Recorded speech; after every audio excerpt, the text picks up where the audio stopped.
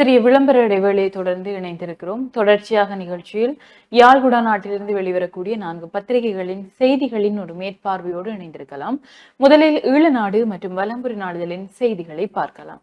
ஈழநாட்டு பத்திரிகையின் இன்றைய பிரதான செய்தியாக காணாமல் ஆக்கப்பட்டோரின் உறவுகள் கோரும் இலங்கையின் பொறுப்புக்கூறல் சர்வதேச கவனம் பெற்றுள்ளது. மனித உரிமைகள் ஆணையாளர்களின் பணிமனை என்றவாறு ஈழநாட்டு பத்திரிகையின் பிரதான செய்தி காணப்படுகின்றது. விரிவாக பார்க்கையில் காணாமல் ஆக்கப்பட்டவர்களின் உறவுகள் போராட்டங்கள் கருத்துக்களின் மூலமாக கோரும் பொறுப்புக்கூறல் சர்வதேச கவனத்தை பெற்றுள்ளது என்று ஐக்கிய நாடுகள் மனித உரிமைகள் ஆணையாளரின் பணிமனை தெரிவித்துள்ளது. உலகளாவிய ரீதியில் மனித உரிமைகள் நிலைமாறுகால நீதி நிலவரம் தொடர்பில் ஐநா மனித உரிமைகள் ஆணையாளர்களின் பணிமனை பேரவைக்கு சமர்ப்பித்த அறிக்கையிலேயே இலங்கை தொடர்பில் மேற்கொண்டவாறு சுட்டிக்காட்டப்பட்டுள்ளது. இந்த அறிக்கையில் இலங்கை தொடர்பில் மேலும் தெரிவிக்கப்பட்டிருப்பவை வருமாறு: வலிந்து காணாமல் ஆக்கப்பட்டவர்களின் உறவுகளால் முன்னெடுக்கப்படும் போராட்டங்கள் மற்றும் மனித உரிமைகள் பேரவை உள்ளிட்ட சர்வதேச தளங்களில் பங்கேற்றும் அவர்கள் வெளிப்படுத்தும் கருத்துக்கள் என்பவற்றினூடாக பொறுப்புக்கூறலை உறுதிப்படுத்துவதை இலக்காக கொண்ட அவர்களின் கோரிக்கை சர்வதேச அவதானம் பெற்றுள்ளது. அத்துடன் இந்த முயற்சிகள் சிவில் சமூக அமைப்புகள் ஊடாக மேலும் வலுப்படுத்தப்பட்டுள்ளன.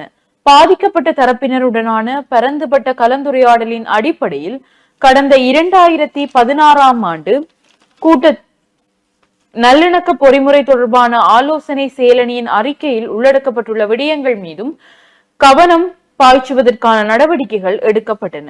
இத்தகைய இருவழி அணுகுமுறையானது கடந்த கால ஆயுத மோதல் மற்றும் வன்முறைகளின் தாக்கங்களை உரியவாறு கையாள்வதற்கு ஏற்றவாறு எதிர்கால வாய்ப்புகளை பயன்படுத்துவதற்கான அடித்தளம் இட்டுள்ளது என்று தெரிவிக்கப்பட்டுள்ளது என்றவாறு இன்றைய ஈழநாட்டு பத்திரிகையின் பிரதான செய்தி காணப்படுகிறது. தொடர்ச்சியாக வலம்புரி நாளிதழின் பிரதான செய்தியை பார்க்கலாம். வலம்புரி நாளிதழுடைய பிரதான தலைப்புச் செய்தியாக உறவுகளின் போராட்டங்களினால் பொறுப்புக்கூறல் கோரிக்கை சர்வதேச அவதானம் பெற்றுள்ளது. ஐநா மனித உரிமைகள் உயர்ஸ்தானிகர் அலுவலகம். காணாமலாக்கப்பட்ட உறவுகளின் போராட்டங்கள் பொறுப்புக்கூறலை உறுதிப்படுத்துவதற்கான கோரிக்கை சர்வதேச அளவில் அவதானம் பெற்றுள்ளது என ஐநா மனித உரிமைகள் உயர்ஸ்தானிகர் அலுவலகம் தெரிவித்திருக்கிறது. மனித உரிமைகளுக்கான மாநாடு ஆரம்பித்திருக்கக்கூடிய நிலைமையிலே இந்த விடயங்கள் அவதானம் பெற்றிருக்கக்கூடிய என்பது வரவேற்கத்தக்க விடயமாக இருக்கிறது. 3000 நாட்கள் கடந்த அவர்களுடைய போராட்டத்திற்கு ஒரு அங்கீகாரம் கிடைத்ததாக உணரப்படுவதாக இருக்கிறது. அதே போல கட்டமிடப்பட்ட செய்திகளாக அனுர அரசின் கன்னி பட்ஜெட் 109 மேலதிக வாக்குகளால் நிறைவேற்றப்பட்டது. ஆதரவாக 155 வாக்குகள், எதிராக 41 வாக்குகள். அனுர அரசின் கன்னி பட்ஜெட் 109 மேலதிக வாக்குகளால் பாராளுமன்றத்தில் நேற்று நிறைவேற்றப்பட்டது என்பது தொடர்பாக அந்த செய்தியும், அதே போல கட்டமிடப்பட்ட செய்திகளாக தலைமன்னாரிலிருந்து அகதிகளாக தமிழகம் சென்ற 4 மீட்பு. தலைமன்னாரிலிருந்து அகதிகளாக 4 நேற்று தமிழகம் ராமேஸ்வரம் பகுதியை சென்றடைந்தார்கள். அவர்களை தமிழக போலீசார் மீட்டு விசாரணைகளை மேற்கொண்டு வருகிறார்கள் என்ற செய்தியும், உதவி பிரதேச செயலர் மரணத்தில் சந்தேகம், தந்தை போலீசில் முறைப்பாடு.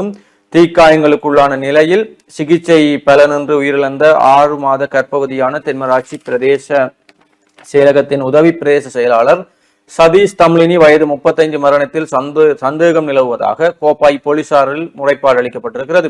உயிரிழந்த உதவி பிரதேச செயலாளரின் தந்தையான சண்முகராசாவினால் தனது மகளின் உடலில் தீப்பற்றியமை தொடர்பில் சந்தேகம் உள்ளதாக கடந்த 23ஆம் தேதி கோப்பாய் போலீஸ் நிலையத்தில் குறித்த முறைப்பாடு மேற்கொள்ளப்பட்டிருக்கிறது. அவரது மரணத்தை சுற்றியுள்ள சூழ்நிலைகள் இது ஒரு இயற்கையான நிகழ்வு அல்ல, மாறாக ஒரு சந்தேகத்துக்குரிய கொலை என்பதை வலுவாக காட்டுகின்றன. இத்தகைய குற்றத்தின் கடுமையான தாக்கங்களை கருத்தில் கொண்டும் ஒரு முழுமையான மற்றும் பாராபட்சமற்ற விசாரணை விரைவில் நடத்தப்படுவதை உறுதி செய்யுமாறு வலியுறுத்துகிறோம் என அவர் தனது முறைப்பாட்டில் தெரிவித்திருக்கிறார் என்று அந்த செய்தியும் தொடர்ந்து செல்கிறது. அதே போல யாழ்ப்பாணத்தில் மயங்கி விழுந்தவர் உயிரிழப்பு, பிரஜாசக்தி திட்டத்துக்கு அமைச்சரவை அனுமதி என்ற செய்திகளும், இரட்டை நிலைப்பாட்டில் அனுர அரசு வடக்கு இளைஞர்களுக்கு எதிராக பயங்கரவாத சட்டம் பயன்பாடு சமையல் நாமல் எம்பி விமர்சனம் என்ற செய்தி. இது குறித்து நாமல் எம்பி வடக்கு இளைஞர்களுக்கு பயங்கரவாத சட்டம் தொடர்பாக நாமல் எம்பி கருத்து தெரிவிப்பதுதான் வேடிக்கையான விடயங்களாக இருக்கிறது. ஏனென்றால் பயங்கரவாத சட்டத்திலே எங்களுடைய வடக்கு இளைஞர்களை அதிக அளவிலே கைது செய்தது இவருடைய தந்தையினுடைய ஆட்சி காலங்களாக இருக்கும்போது திடீரென ஏற்படுத்தக்கூடிய இந்த கரிசனை சற்று யோசிக்க வேண்டிய விடயமாக தான் இருக்கிறது. அதே போல உளவு இயந்திரம் விபத்து, குடும்பஸ்தர் உயிரிழப்பு, நெடுந்தீவில் சம்பவம் என்ற செய்தி.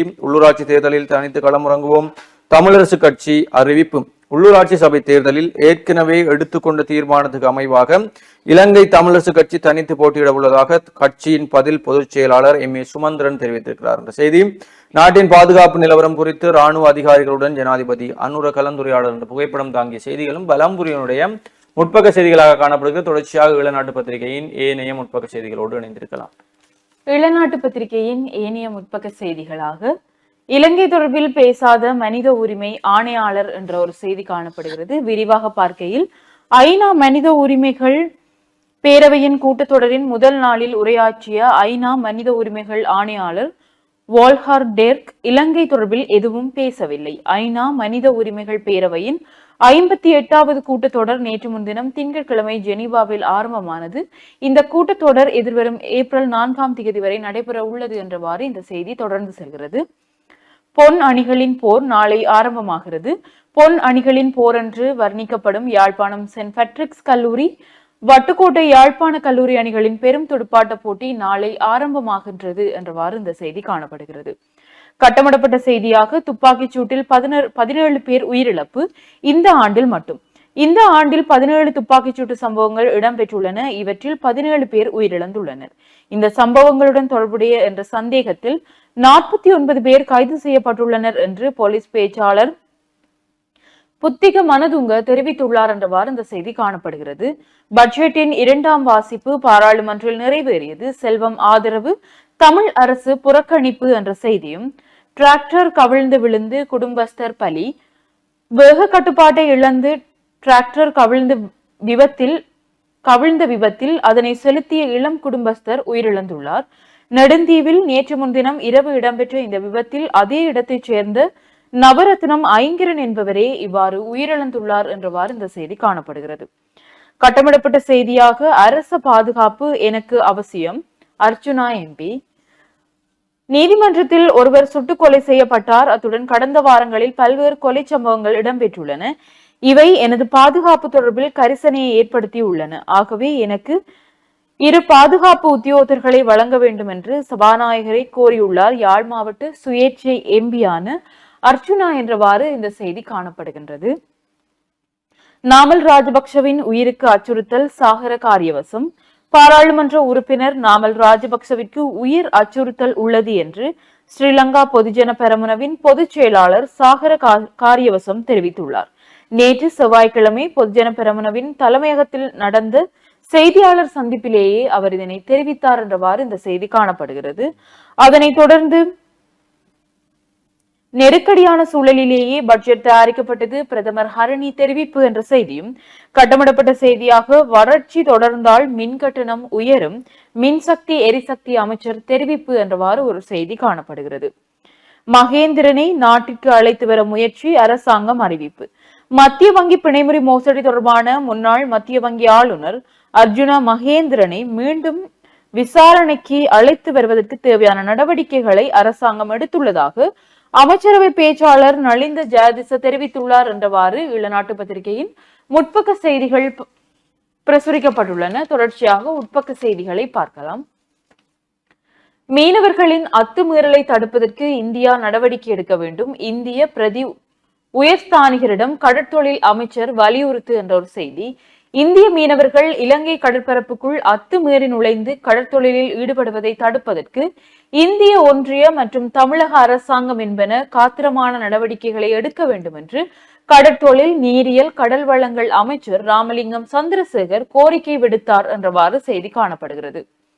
சாவகச்சேரியில் அனுமதியின்றி ஏற்றி வரப்பட்ட 18 மாடுகள் மீட்பு என்ற புகைப்படம் தாங்கிய செய்தி ஒன்று இங்கே பிரசுரிக்கப்பட்டுள்ளது. அதனைத் தொடர்ந்து நெடுந்தீவில் மனித உரிமைகள் குழுவின் குறைகள் சந்திப்பு என்ற ஒரு செய்தியும், சாந்தனின் துயிலாலயம் வெள்ளி என்று அர்ப்பணம் என்ற ஒரு செய்தி, இந்தியாவின் முன்னாள் பிரதமர் ராஜீவ்காந்தி கொலை வழக்கில் கைதாகி பல வருட சிறைவாசத்தின் பின்னர் விடுதலையாகி தமிழ்நாட்டில் உயிரிழந்த சாந்தனின் துயிலாலயம் நாளை மறுதினம் வெள்ளிக்கிழமை அர்ப்பணம் செய்யப்பட உள்ளது.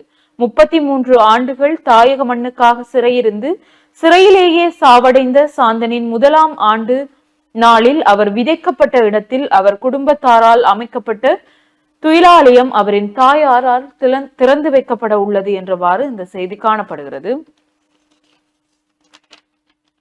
அதனைத் தொடர்ந்து சுவிஸ் தமிழர் சமூக பொருளாதார அபிவிருத்தி நிர்வாகம் உதயமானது என்ற ஒரு புகைப்படம் தாங்கிய செய்தியும், கந்தக்காடு முகாமிலிருந்து 4 கைதிகள் தப்பியோட்டம், பொலனறுவை கந்தக்காடு புனர்வாழ்வு நிலையத்தில் தடுத்து வைக்கப்பட்டிருந்த 4 கைதிகள் நேற்று செவ்வாய்க்கிழமை தப்பிச் சென்றுள்ளனர் என்று வெலிகந்தை போலீசார் தெரிவித்துள்ளனர். தப்பிச் சென்ற கைதிகள் 4 29 மற்றும் 34 வயதுடையவர்கள் ஆவர். கைதிகள் 4 போதைப் பொருளுக்கு அதிகம் அடிமையானவர்கள் என்றும் தெரிவிக்கப்பட்டுள்ளது என்றவாறு இந்த செய்தி காணப்படுகிறது. 5953 கிலோ போதைப் பொருட்கள் கடந்த 6 மாதங்களில் மீட்பு என்ற செய்தியும், இளைஞனின் கையை முறித்த போலீஸ், மனித உரிமைகள் ஆணைக்குழு அழைப்பு. நெல்லியடி மந்துவில் பகுதியைச் சேர்ந்த இளைஞன் ஒருவரை தாக்கி கையை முறித்த குற்றச்சாட்டு தொடர்பில் நெல்லியடி போலீசாரால் எதிர்வரும் 4ஆம் திகதி இலங்கை மனித உரிமைகள் ஆணைக்குழுவின் யாழ் பிராந்திய அலுவலகத்திற்கு விளக்கம் அளிக்க வருமாறு அழைப்பு விடுவிக்கப்பட்டுள்ளது. நெல்லியடி பகுதியில் ஸ்ரீலங்கா டெலிகாமிற்கு சொந்தமான கேபிள் வயர்கள் அறுக்கப்பட்டமை தொடர்பில் மந்துவில் பகுதியில் வசிக்கும் இளைஞன் ஒருவர் நெல்லியடி போலீசாரால் கடந்த 18ஆம் திகதி கைது செய்யப்பட்டுள்ளார். இவ்வாறு கைது செய்யப்பட்ட தன்னை போலீஸ் காவலில் வைத்து தாக்கி கையை முறித்தார்கள் என பாதிக்கப்பட்ட இளைஞன் நேற்று முன்தினம் மனித உரிமைகள் ஆணைக்குழுவின் யாழ் பிராந்திய அலுவலகத்தில் முறைப்பாடு பதிவு செய்திருந்தார். இந்த நிலையில் குறித்த குற்றச்சாட்டு தொடர்பில் விளக்கம் அளிக்க வருமாறு நெல்லியடி போலீசாருக்கு குறித்த பிரதேசத்திற்கு பொறுப்பான போலீஸ் அத்தியட்சருக்கும் மனித உரிமைகள் ஆணைக்குழுவின் யாழ் பிராந்திய அலுவலகம் அழைப்பு கட்டளை அனுப்பியுள்ளது என்றவாறு இந்த செய்தி காணப்படுகிறது. இந்தியா இலங்கை பெட்ரோலிய குழாய் இணைப்பு திட்டம் சாத்தியப்படக்கூடியதா? பெட்ரோலிய கூட்டுத்தாபன தலைவர் விளக்கம். இந்தியாவிற்கும் இலங்கைக்கும் இடையே முன்மொழியப்பட்டுள்ள பல்துறை பெட்ரோலிய குழாய் இணைப்பு அரசியல் ரீதியாக சாத்தியமானதாக இல்லாவிட்டாலும் பொருளாதார ரீதியாக சாத்தியமானதாக இருந்தால் மட்டுமே நிறைவேறும். இலங்கை பெட்ரோலிய கூட்டுத்தாபனத்தின் தலைவர் WA ராஜகருணா தெரிவித்துள்ளார் என்றவாறு இந்த செய்தி காணப்படுகிறது. அதனைத் தொடர்ந்து கனேமுல்ல சஞ்சீவவின் கொலையுடன் தொடர்புடைய பெண் இன்னும் நாட்டில். கனேமுல்ல சஞ்சீவ கொலையுடன் தொடர்புடைய பிரதான சந்தேக நபர் இன்னும் நாட்டில் இருப்பதாக போலீசார் தெரிவித்துள்ளனர். விசேட ஊடகவியலாளர் சந்திப்பொன்றில் கலந்து கொண்டு கருத்து தெரிவிக்கும் போதே போலீஸ் ஊடக பேச்சாளர் புத்திக மனதுங்க இதனை கூறினார். நாட்டிலிருந்து வெளியேறக்கூடும் என சந்தேகிக்கப்படும் அனைத்து இடங்களிலும் தற்போது விசேட பாதுகாப்பு மேற்கொண்டுள்ளதாக அவர் சுட்டிக்காட்டினார். கடந்த 19ஆம் திகதி புதுக்கடை நீதிமன்றத்தினுள் பாதாள உலக குழு தலைவர் கனேமுல்ல சஞ்சீவ சுட்டுக் கொல்லப்பட்ட நிலையில் பிரதான சந்தேக நபருக்கு நீர்கொழும்பு கட்டுவெல்லைகம்மவில் வசிக்கும் 25 வயதுடைய இஷாரா செவந்தி என்ற பெண் துப்பாக்கியை வழங்கியிருந்தார். சம்பவம் தொடர்பாக இஷாரா தலைமறைவாகியுள்ளார். அவரை கைது செய்ய போலீசார் பொதுமக்களின் உதவியை நாடியுள்ளனர் என்று இந்த செய்தி காணப்படுகிறது. சமூக வலைதளங்களிலும் அவருடைய புகைப்படங்களும் அவரை பெற்று தருபவர்களுக்கு, அவரை கண்டுபிடித்து தருபவர்களுக்கு போலீசார் வழங்கக்கூடிய பணத்தொகைகளும் சமூக வலைதளங்களில் பகிரக்கூடியதாக இருந்தது. மக்களின் உதவியை போலீசார் நாடியுள்ளனர் என்றவாறு இந்த செய்திகள் பிரசுரிக்கப்பட்டுள்ளது. இதனைத் தொடர்ந்து சிவனொளி பாதமலையில் தீ, 30 ஏக்கர் காடுகள் எரிந்து நாசம் என்ற செய்தியும், வறண்ட வானிலை காரணமாக மரக்கறி விளைச்சலில் பாதிப்பு என்றவாறும் இளநாட்டு பத்திரிகையின் செய்திகள் காணப்படுகிறது. தொடர்ச்சியாக சஜித் இல்லாது ஐக்கிய தேசிய கட்சியுடன் ஐக்கிய மக்கள் சக்தி கூட்டு என்ற ஒரு செய்தியும், 7000க்கும் மேற்பட்டோர் வறட்சியால் பெரிதும் பாதிப்பு என்றவாறும் செய்திகள் இங்கே காணப்படுகிறது. 7 கோள்களும் ஒரே அணிவகுப்பில் இலங்கையருக்கு அரிய சந்தர்ப்பம். இன்றைய நாட்களில் சூரிய குடும்பத்தின் 7 கோட்களும் நேராக அணிவகுக்கும் அரிய காட்சியை பார்வையிட முடியும் என கொழும்பு பல்கலைக்கழகம் தெரிவித்துள்ளது. நேற்று முதல் பிப்ரவரி 28ஆம் திகதி வரை சூரிய அஸ்தமனத்தின் பின்னர் இந்த குறிப்பிடத்தக்க நிகழ்வை இலங்கையர்கள் பார்க்க முடியும் என கொழும்பு பல்கலைக்கழகத்தின் விண்வெளி அறிவியல் பிரிவின் பேராசிரியர் சந்தன ஜெயரத்ன குறிப்பிட்டுள்ளார் என்றவாறு இந்த செய்தி காணப்படுகிறது. தொடர்ச்சியாக வலம்புரி நாளிதழின் உட்பக்க செய்திகளை பார்க்கலாம். வலம்புரி நாளிதழுடைய உட்பக்க செய்திகளுக்குள், வறட்சி தொடர்ந்தால் மின் கட்டணம் உயரும், மின்சக்தி அமைச்சர் அறிவிப்பு. தற்போதைய வறண்ட வானிலை தொடர்ந்து நீடித்தால் மின் கட்டணங்களை உயர்த்த வேண்டியிருக்கும் என மின்சக்தி மற்றும் எரிசக்தி அமைச்சர் பொறியியலாளர் குமார ஜெயக்கொடி பொதுமக்களுக்கு அபாய அறிவிப்பு ஒன்றை விடுத்திருக்கிறார். ஞானசார தேரருக்கு பிணை, இஸ்லாமிய மதத்தை அவமதித்த குற்றச்சாட்டின் கீழ் சிறை தண்டனை விதிக்கப்பட்ட பொதுபல சேனாவின் பொதுச் செயலாளர் ஞானசார தேரரை கொழும்பு மேல் நீதிமன்றம் நேற்று செவ்வாய்க்கிழமை பிணையில் விடுதலை செய்திருக்கிறது. பாதீட்டில் அரசாங்கம் யாரையும் கைவிடவில்லை, பிரதமர் ஹரணி தெரிவிப்பு. சஞ்சீவ படுகொலை சம்பவம், சந்தேக நபரின் தாய் சகோதரர் கைது என்ற செய்தியும், அதேபோல நெல் கொள்வனவுக்கான கடன் வேறு தேவைகளுக்கு பயன்படுத்துவதாக தகவல், ஆராயுமாறு அதிகாரிகளுக்கு அறிவுறுத்தும். நெல் கொள்வனவு செய்வதற்காக அரிசி ஆலை உரிமையாளர்களுக்கு வழங்கப்படும் கடன் வசதிகளின் கீழ் வாங்கப்படும் நெல்லின் அளவை கண்காணிப்பதற்கு அரசாங்கம் தீர்மானித்திருக்கிறது என்று இந்த நெல்லுக்கு அரசாங்கத்தினால் வழங்கப்படக்கூடிய கடன் தொடர்பான விடயங்களும் காணப்படுகிறது. விளையாட்டு செய்திகளுக்குள் சாம்பியன் ஆனது சென்ட்ரலைட்ஸ் என்ற செய்தியும், அதே போல இன்றைக்கு சிவராத்திரி தினம் விரதம் ஒன்றைய தினம் இந்துக்களால் அனுஷ்டிக்கப்படுவதால் அது தொடர்பான கட்டுரைகளும் பிரசுரிக்கப்பட்டிருக்கிறது. அபிவிருத்தி வேலைகளை துரிதமாக உரிய காலத்துக்குள் முடிக்க வேண்டும். வடக்கு மாகாணத்தில் முன்னெடுக்கப்படவுள்ள அபிவிருத்தி பணிகளை விரைந்து முடிப்பதற்கு ஏதுவாக ஒப்பந்தக்காரர்களுக்கு தேவையான வசதிகளை ஏற்படுத்தி கொடுப்பது தொடர்பில் வடக்கு மாகாண ஆளுநர் நா. வேதநாயகனுக்கு இலங்கை தேசிய நிர்மாணிகள் சங்கத்தின் வடபிராந்திய கிளையினருக்கும் இடையிலான சந்திப்பு ஆளுநர் செயலகத்தில் நேற்று இடம்பெற்றது. கீரிமலை நகுலேஸ்வரருக்கு இன்று தேர் திருவிழா. கீரிமலை நகுலாம்பிகா தேவி சமேத நகுலேஸ்வரர் ஆலயத்தின் வருடாந்த மகோற்சவத்தின் தேர் திருவிழா மகா சிவராத்திரி தினமான இன்று புதன்கிழமை இடம்பெற உள்ளது என்ற செய்தியும், வேலனை தீவு பகுதிக்கான பிறப்பு விவாக பதிவாளராக துசாந்தன் பொதுவழியில் தோன்றுவது ஜனாதிபதியின் பாதுகாப்பிற்கு அச்சுறுத்தல் எச்சரிக்கும் புலனாய்வு பிரிவுகள். ஜனாதிபதி அனுரகுமார திசாநாயக்க பொதுவழியில் தோன்றுவது அவரது பாதுகாப்பிற்கு அச்சுறுத்தலாக இருப்பதாக புலனாய்வு அமைப்புகள் அடையாளம் கண்டுள்ளதாக தகவல் வெளியாகி இருக்கிறது. இலங்கை இந்தோனேசிய நட்புறவை பலப்படுத்த நடவடிக்கை என்ற புகைப்படம் தாங்கிய செய்தி. தொடரும் இந்திய மீனவர்களின் வேலை நிறுத்த போராட்டம். தேர்தல்கள் ஆணைக்குழுவின் விசேட கூட்டம் நாளை. உள்ளூராட்சி தேர்தல் தொடர்பிலும் தீர்மானம் என்ற செய்திகளும் இருக்கிறது. வெளிநாட்டு செய்திகளுக்குள் உக்ரைனுக்கு ஆதரவான ஐநா தீர்மானம். ரஷ்யா பக்கம் நின்ற அமெரிக்கா. உக்ரைன் மீதான ரஷ்ய படையெடுப்பின் 3ஆம் ஆண்டு நிறைவை குறிக்கும் வகையில் ஐக்கிய நாடுகள் சபையின் தீர்மானங்கள் தொடர்பான வாக்கெடுப்பில் அமெரிக்கா ரஷ்யாவின் பக்கம் நிற்கின்றது. பாப்பரசர் பிரான்சிஸ் கவலைக்கிடம். வத்திகானில் இருந்து வெளியான அறிவிப்பு. பிரான்சில் உள்ள ரஷ்ய தூதரகம் மீது குண்டுவீச்சு என்ற செய்திகளும் காணப்படுகிறது.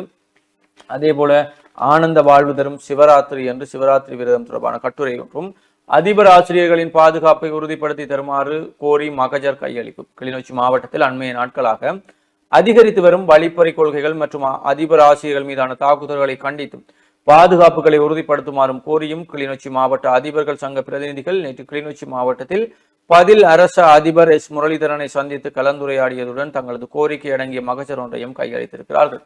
இரணைமடு குளத்தின் கீழ் 19,150 ஏக்கரில் சிறுபோக செய்கை. J145 கிராம சேகர் பிரிவில் உள்ள வீதிகளை புனரமைத்து தாருங்கள். சேதமடைந்த செய்கைக்கான காசோலைகள் வழங்கி வைப்பு என்ற புகைப்படம் தாங்கிய செய்திகளும் காணப்படுகிறது. வலம்புரியினுடைய ஆசிரியர் தலையங்கமாக நம் அவலம் தீர்வதற்கு இறை வழிபாடு அவசியம். நாடு குறித்தும் நம் இனத்தின் நிலை குறித்தும் நாம் எவ்வளவுதான் பிரதிவாதங்களை முன்வைத்தாலும் இறையருளும் நமக்கு தேவை என்பதை நாம் ஒருபோதும் மறந்துவிடக் கூடாது என்று சிவராத்திரி விரதத்தோடு இணைந்ததாக அந்த ஆசிரியர் தலையங்கம். யாழ் பொது நூலகத்துக்கு ஒதுக்கப்பட்ட நிதி போதாது. சபையில் கஜேந்திரகுமார் எம்பி தெரிவிப்பு. அர்ஜுன மகேந்திரனை நாட்டுக்கு அழைத்து வர நடவடிக்கை. அமைச்சர் நலிந்த ஜெயதிச. புதிய சட்டம் நிறைவேற்றப்படும் வரை பயங்கரவாத சட்டம் பயன்படுத்தப்படும். அமைச்சர் நலிந்த ஜெயதிச. சாதாரண விலைக்கு தேங்காய்களை பெற்றுக் கொள்வதற்கான நடவடிக்கைகள். நாமல் எம்பியின் உயிருக்கு அச்சுறுத்தல். சாகர காரியவசம் என்ற செய்திகளும் காணப்படுகிறது. இவைதான் வலம்புரி நாளிதழுடைய இன்றைய முக்கிய செய்திகளாக இருக்கிறது. தொடர்ச்சியாக ஈழநாட்டு பத்திரிகையின் ஏனைய செய்திகளை பார்க்கலாம். ஈழநாட்டு பத்திரிகையின் உலக செய்திகள் பக்கத்தில் உக்ரைனில் இருந்து ரஷ்ய படைகளை திரும்ப பெற வலியுறுத்தி தீர்மானம். ஐநாவில் நிறைவேற்றம். இந்தியா புறக்கணிப்பு. உக்ரைனில் இருந்து ரஷ்ய படைகளை உடனடியாக திரும்ப பெற வலியுறுத்தி ஐநாவில் தீர்மானம் நிறைவேற்றப்பட்டது. இந்த தீர்மானத்தை இந்தியா புறக்கணித்துள்ளது என்றவாறு இந்த செய்தி காணப்படுகிறது.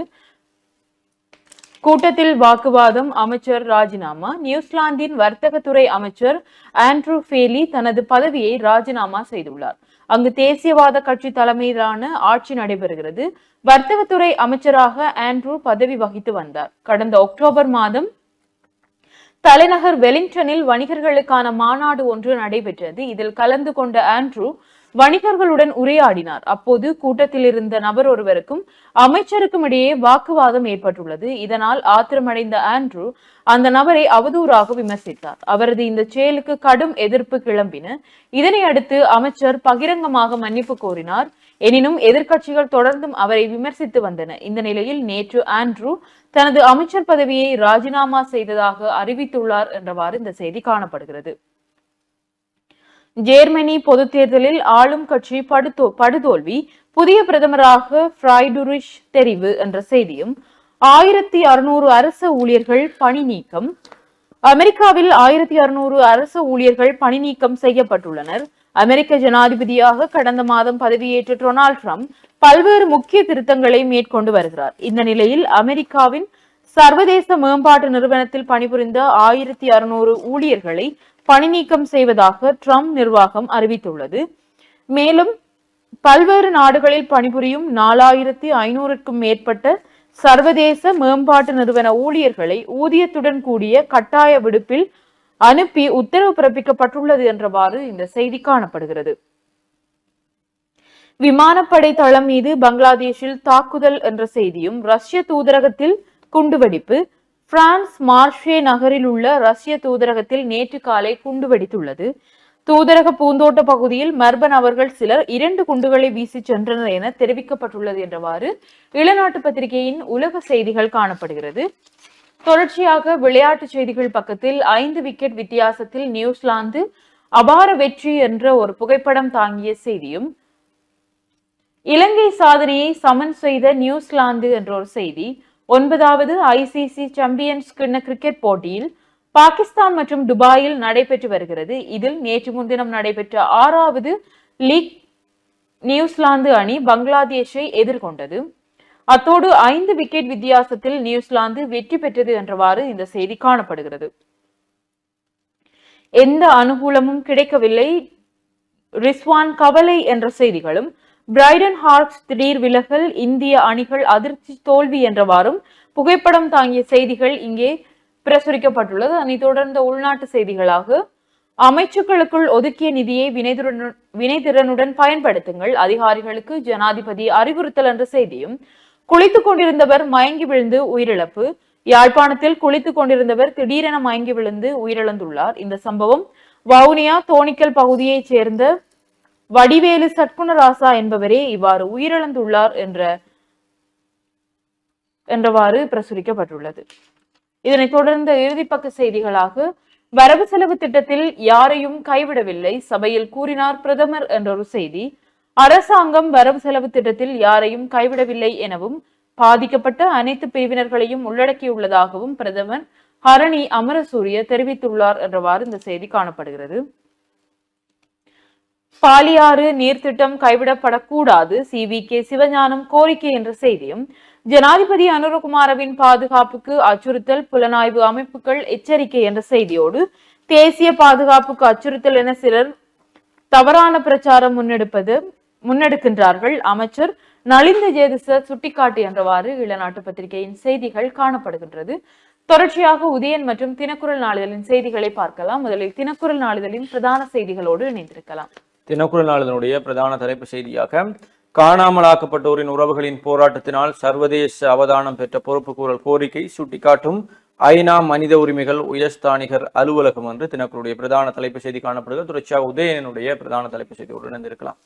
உதயன் பத்திரிகையின் இன்றைய பிரதான தலைப்புச் செய்தியாக, பட்ஜெட் மீதான 2வது வாசிப்பு நேற்று நிறைவேற்றம், ஆதரவு வாக்குகள் 155, எதிர்வாக்குகள் 46. ஜனாதிபதி அனுரகுமார திசாநாயக்க தலைமையிலான தேசிய மக்கள் சக்தி அரசாங்கத்தின் 2025ஆம் ஆண்டிற்கான பாதீட்டின் 2வது மதிப்பீடு 3லிருந்து பெரும்பான்மை பலத்துடன் நேற்று நிறைவேற்றப்பட்டது என்றவாறு இந்த செய்தி பிரசுரிக்கப்பட்டுள்ளது. அதனைத் தொடர்ந்த உதயன் பத்திரிகையின் முற்பக்க செய்திகளாக, உளவு இயந்திரம் கவிழ்ந்து குடும்ப தலைவர் உயிரிழப்பு என்று நாங்கள் ஏலவே இளநாட்டு பத்திரிகையில் பார்த்த செய்தி, வெளிநாட்டு ஆசை காட்டி பண மோசடியில் ஈடுபட்ட பெண்ணொருவர் கைது என்ற செய்தியும், முன்பள்ளி ஆசிரியர்களின் ஊதியத்தை உயர்த்துங்கள், கஜேந்திரகுமார் MP வலியுறுத்து. கட்டமிடப்பட்ட செய்தியாக, பெண் உதவி பிரதேச செயலரின் மரணத்தில் சந்தேகம், பெற்றோர் முறைப்பாடு என்றவாறு உதயன் பத்திரிகையின் முற்பக்க செய்திகள் காணப்படுகிறது. பொதுவாக இவைதான் யாழ்குடா நாட்டிலிருந்து வெளிவர வந்திருக்கக்கூடிய ஈழநாடு, வலம்புரி, உதயன் மற்றும் தினக்குரல் நாளிதழின் செய்திகளாக இருக்கின்றது. நிகழ்ச்சியில் தொடர்ச்சியாக ஒரு சிறிய விளம்பர இடைவெளியை தொடர்ந்து இணைந்திருக்கலாம்.